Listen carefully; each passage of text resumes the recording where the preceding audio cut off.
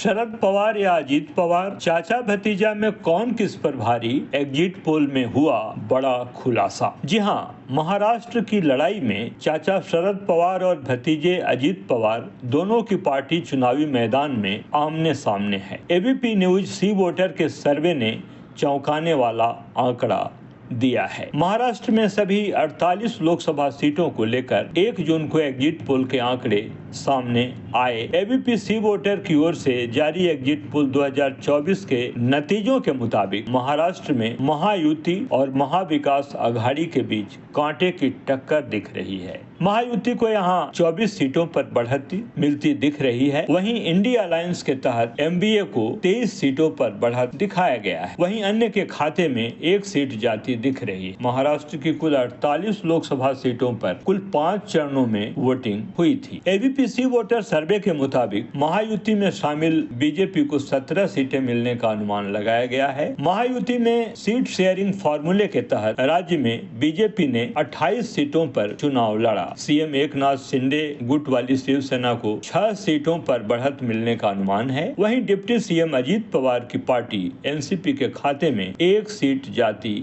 दिख रही है। इसके अलावा महाविकास अघाड़ी में शामिल उद्धव ठाकरे गुट की पार्टी शिवसेना यूबीटी को 9 सीटों पर बढ़त मिल सकती है। इसके साथ कांग्रेस के खाते में 8 सीटें जा सकती हैं। शरद पवार की पार्टी एनसीपी एसपी के खाते में 6 सीटें जाने का अनुमान लगाया गया है। महाराष्ट्र में महायुति में किसे कितनी सीटें मिलती हैं, इस संबंध में एबीपी सी वोटर का मानना है कि बीजेपी को 17, शिवसेना शिंदे गुट को 6, एनसीपी अजीत पवार गुट को 1। महाविकास अघाड़ी में जिनको सीटें मिल रही हैं, एबीपी सी वोटर के अनुसार शिवसेना उद्धव ठाकरे गुट को 9, कांग्रेस को 8, एनसीपी शरद पवार गुट को 6, अन्य 1। ज्ञात हो महाराष्ट्र एकनाथ शिंदे के बेटे शिवसेना के श्रीकांत ई शिंदे कल्याण, एनसीपी के प्रदेश अध्यक्ष सुनील तटकरे रायगढ़, डिप्टी सीएम अजीत पवार की पत्नी सुनेत्रा अजीत पवार बारामती,